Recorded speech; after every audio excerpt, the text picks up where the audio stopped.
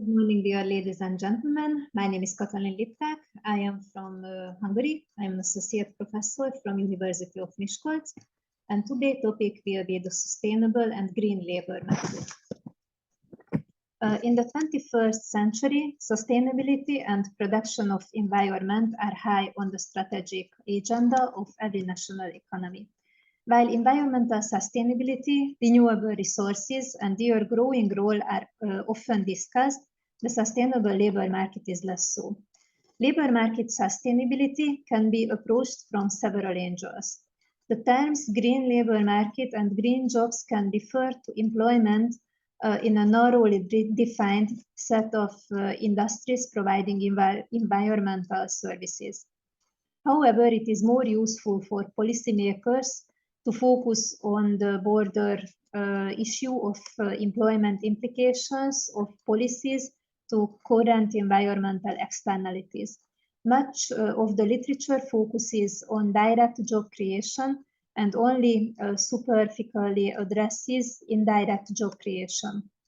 The potential negative effects of green growth policies on labor productivity and environment costs are generally ignored.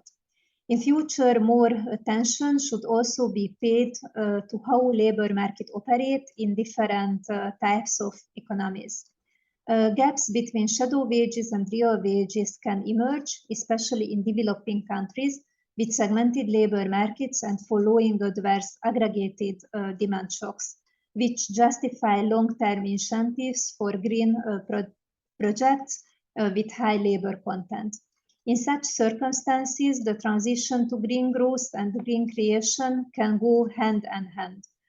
There are a number of challenges ahead, especially for countries that have built their industrial development strategies on cheap coal-based energy.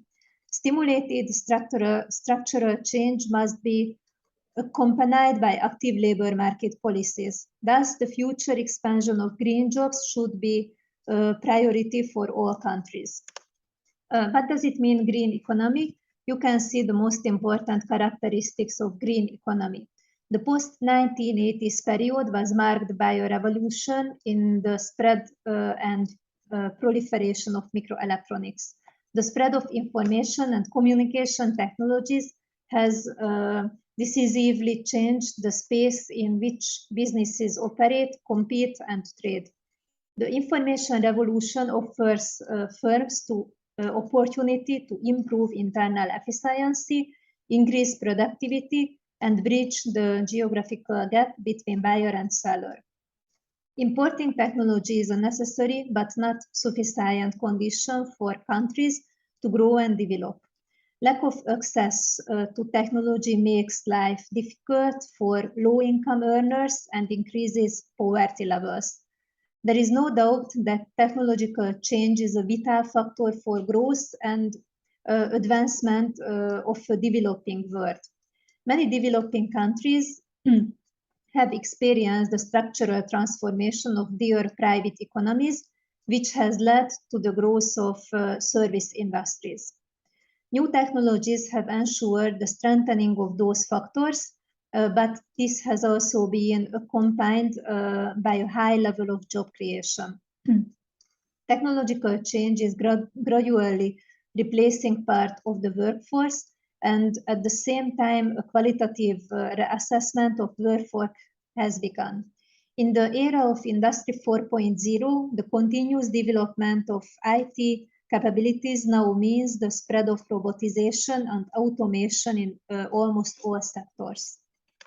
Over the past 3 decades, there have been a structural transformation. Manufacturing output and employment have declined, while services, financial activities, and construction output and employment have increased. This period can be characterized as one of the rapid economic growth and job creation. However, this recovery has benefited high rather than middle and low income groups. The impact of globalization can also be attributed to the shift of employment forms, the service to the ITC sectors. As a result of the sectoral shifts, it was expected that the service sector would be able to address the employment issue and provide job opportunities, but this has not been fully realized. Sectoral changes have also resulted in change in the quality and the quantity of labor demand. The impact of globalization is also reflected in the outsourcing of production, which is now increasingly referred to as outsourcing of or offshore outsourcing. The reason for outsourcing include lower transaction cost, wage differentials, cheap labor, where appropriate skills shortages. As a result, jobs are lost in the outsourcing countries, leading to a special allocation of employment. As regards the future effects of outsourcing, Senate argues that we are witnessing the disintegration of traditional economic institutions. He advises a new economy with high technology, global finance, a new type of service sector. According to Senate, the workplace of future will be more like a railway station than a village, where people stay for a short time and then move on. The comparison of the size of population and employment in countries around the world illustrates that employment cannot keep pace with population growth.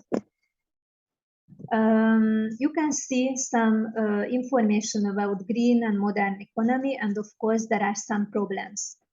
The European Commission is launching an unprecedented effort to accelerate the transition to a clean, sustainable and smart economy through the European Green Deal, which will trigger major public investment in a range of green economy areas, from renewable energy and storage technologies, new grid and transport infrastructures, materials recycling, and the circular economy. The European Green Deal is a new growth strategy that aims to transform the European Union into a just and prosperous society with a modern, resource-efficient and competitive economy, with no net greenhouse gas emission by 2050, and where economic growth is decoupled from resource use. European Green Deal funding has been increased to respond to the COVID-19 crisis in response to both the climate and pandemic crisis. Defining green jobs is not an easy task, as the literature is not yet consistent. According to the current definition adopted by International Labour Organization in its resourcing guide on green jobs documentation. Green jobs means the following.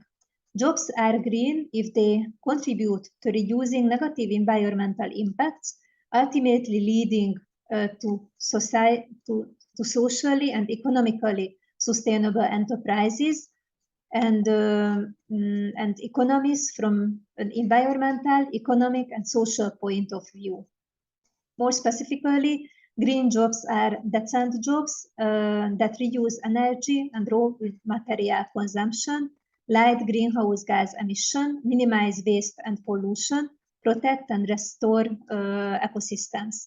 Green jobs are jobs that reduce the environmental impact of businesses and economic sectors to ultimately sustainable levels. This definition applies to work in agriculture, industry, services, and public administration that contributes to preserving or restoring the quality of environment by meeting criteria for decent work, decent wages, safe conditions, workers' rights, social dialogue, and social protection. By its inclusive nature and scope, it means that every workplace has the potential to become greener. Over time and with the increasing shift to green economy, what is today a green job may not remain a green job. The understanding of green jobs also varies from country to country. You can see on the chart the most important part of green labor market. Green jobs are either jobs in enterprises that produce products or provide services that benefit the environment or conserve natural resources, or jobs in which employees are required to make their establishment's production processes more environmentally friendly or use fewer natural resources. The definition divides green jobs into three main categories: renewable energy production, energy efficiency, and environmental management.